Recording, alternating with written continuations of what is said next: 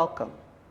My name is Sharon Alexander, and today I have the pleasure of interviewing Dr. Leatra Tate, who is a candidate and running for an open seat with the Erie School Board. Dr. Tate, I have a few questions for you.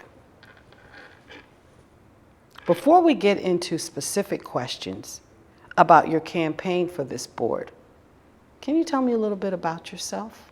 Sure. So my family has a deep history here in the city. My grandfather moved here from Noxubee County, Mississippi. He was actually the first Black person in Noxubee County to have attended and graduated from a trade school there. So education has been pivotal for my family for generations. So he moved to Erie because his aunt was finding a lot of career success at Waldemere Park. She worked on the janitorial staff and was a pivotal part of the workforce there. As many young people here in the city, that happened to be my first job as well. So we're very much connected here in Erie to all sorts of systems. And so for me, when I think about my education and what's led me to this path, I think about the journey that I had with my public education. And I started at elementary school at Emerson Gridley. I then went to Harding for elementary and middle school. And then I went to Collegiate Academy where I graduated, class of 2009. I also played volleyball for Strong Vincent High School. I was on Erie All-City Marching Band. So the extracurriculars were also very important and pivotal to who I am and how I showed up. So when I graduated, my family, they were pretty clear that there was an expectation for me to go to college. I happened to be a first-generation college student, so I didn't necessarily have that model to follow within my family, but we learned a lot along the way. And so I thought about, what led me to that as a first-generation college student, not having that model represented in my family of what college looks like and what college success looks like.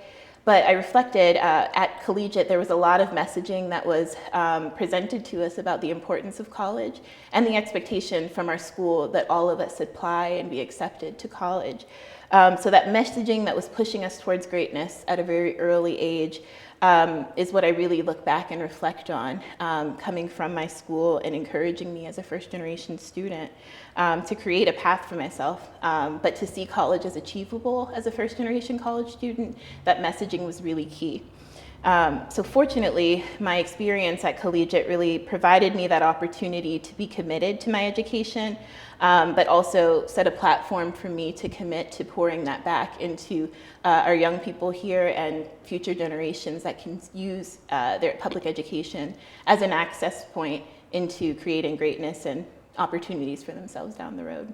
Well, Dr. Tate, before I even go on to my next question, I want to say to you that as an educator, as an educator, when you talk about your childhood experiences and those childhood experiences being with the Erie School District, I'm so impressed by the fact that you attended Erie Public Schools and you graduated from Collegiate Academy, and that now that with that education and your post-secondary education, that you are willing to give back. I think that that's so important, and that you also discussed the importance of family support, and you talked about first-generation college, being a first-generation college student.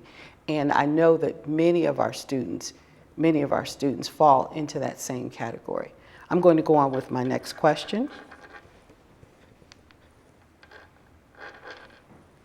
Once you entered college, did you have any experiences where you look back and realize that your education here with the Erie School District, in particular, your high school experience at Collegiate Academy, that successfully prepared you for college?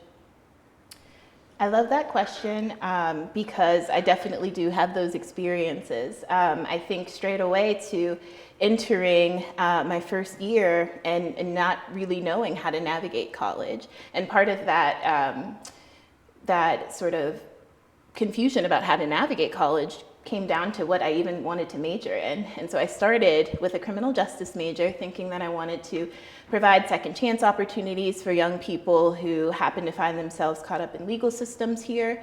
And once I started into that major, I realized that it wasn't really the space for me, or it wasn't going to lead me to the opportunities that I thought would be available for me to do so. I then landed on teaching. I had a great opportunity my first year at Edinburgh University to become mentored and work as a work study employee for a professor at Edinburgh who was teaching a summer intensive for high school sophomores and juniors and bringing them onto campus for 2 weeks and teaching them the ins and outs of college. And during that time, I saw the brilliance and the excitement and the creativity that come from our young people when people are pouring into them and when people are giving them the resources and the opportunities to explore.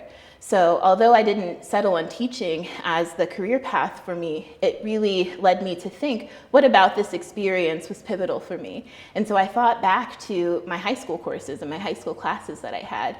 And Mr. Taylor taught AP Psychology at Collegiate Academy. And so in that course, I thought about how it really focused on the individual well-being. It focused on individual mental health and the importance of that and how that comes across and how that sort of ties into every aspect of a person's development across the lifespan. And so once I got engaged with psychology and majored in that at the undergraduate level, it was really a light bulb moment, and I can certainly attribute that back to my high school courses. And from there, I was able to look at, psychology and mental health and well-being. It's not necessarily just a community, or not necessarily just an individual issue. It's something that we can address, and it's something that we can tackle as communities. So I started thinking about systems and systemic changes and structural changes. So it went from just looking at individuals to looking at community psychology, which is what I focused on during my undergraduate experience. And like I said, I can attribute that directly back to my experiences at Collegiate and some of the courses and conversations I had there. What I'm hearing from you, Dr. Tate, is that your educational background has given you the empathy as well as the personal experiences of a high school student and a college student, and that empathy that you have is so similar to what we need in terms of being on a school board, being empathetic to the needs of the students from a first-hand experience, and also combining that with the educational experiences and the educational foundation that you have. It seems as if I'm hearing so much of you as this is what I've experienced, and I want to share of that experience, and I want the youth to benefit from that experience. I just hear that coming from you, Dr. Tate. Absolutely. My next question. So, you talked about how a focus on systems and issues in communities has led you to this path. What are examples of systems that you see here in Erie that you will address if elected to the school board? So one of the biggest opportunities that I see from a systemic standpoint is leaning into the community schools model that has been implemented here in the Erie's public schools.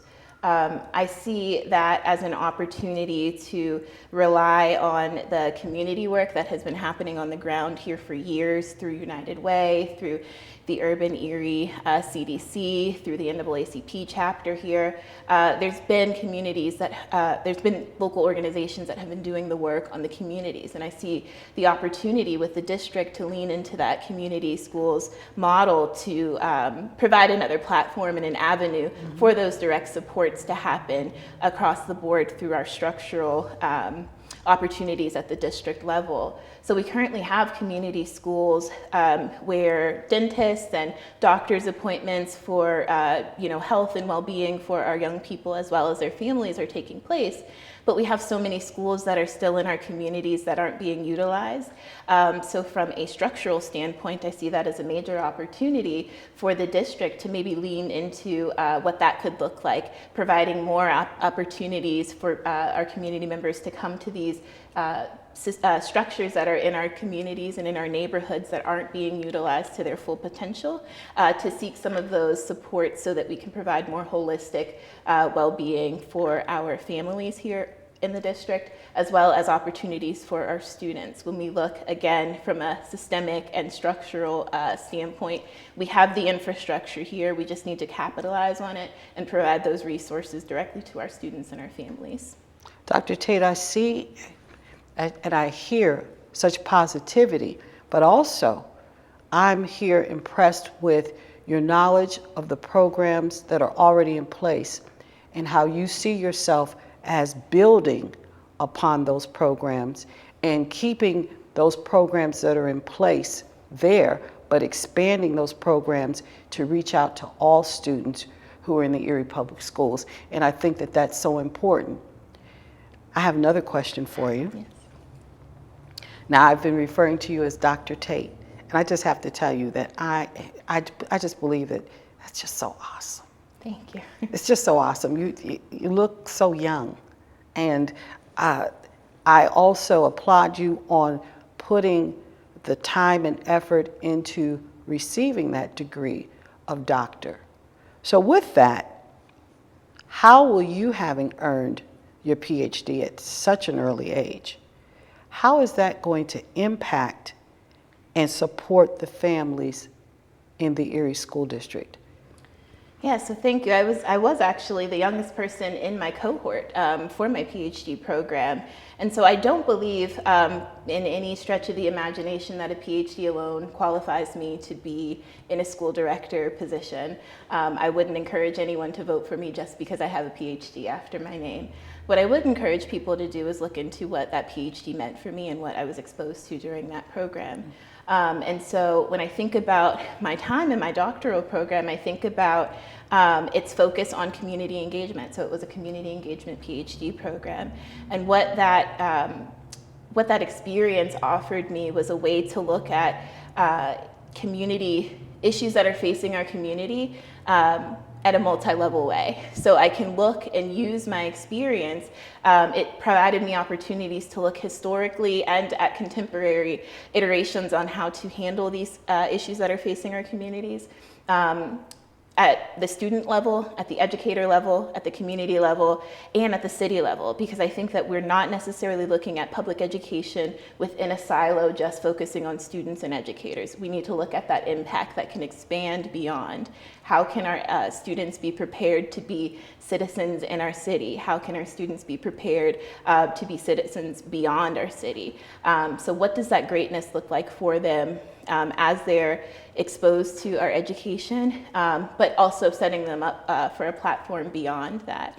And so I think my doctoral experience has provided that opportunity, and I think it's also a great opportunity for people in the community to see a young Black woman with a doctorate. I think that's a really great way to provide representation, is to have people who have had those experiences be in leadership positions here in the city. I also think about my program and what it's offered me in terms of how I identify. So our program wasn't just necessarily preparing me to be a researcher. It provided me lots of opportunities to do some really exciting social sciences research, but it also focused on how to be a change agent. So how can you take this research that you're doing, bring it into communities, and enact change? And that really is what it comes down to me, is that this has allowed me a platform to be a scholar practitioner in a way that, if elected to the school board, I can enact change and understand the impact more widespread of that change. Wow. I as again, being an educator and being a part of that system here in Erie, I just want to tell you that the idea of change is so important as we move forward. We are still in a global pandemic, and our students have had to have gone through in the last year or so a tremendous change in how they received their education. And I know that a person like you coming in and understanding it with a research background, as well as you having to be able to say that when you were here, that your education was the traditional as you moved through and matriculated through, that you're going to be able to take that experience and be able to help these students who are trying to navigate through this new experience of a hybrid education, as well as the opportunity for them to be online or for them to have that opportunity to be in-person instruction. And I think that that's so important because I'm hearing that in your response. Now, I do have a final question for you. We've talked about your background, and we've talked about your philosophy, we've talked about your foundation, we've talked about your beliefs. But now what I want you to tell the audience is simply, why do you think you deserve that seat on the Erie School Board? I know that our young people here in the city are capable of greatness. I know that our young people in the city are competent, and we have the opportunity as a district to provide additional resources and supports for them to excel in that. And I know that with that support and that direct encouragement, they can be confident as they move and matriculate out into the world. So those are the reasons that I am running for school board, and I hope that I can earn people's vote and be able to act on that. Dr. Tate, I like that. So you're looking at students being capable, competent, and confident. I'm hearing that. Absolutely. And with that, I would like to end this interview by, again, reintroducing you to Dr. Leatra Tate, who is a candidate for one of the open seats with the Erie School Board. Thank you.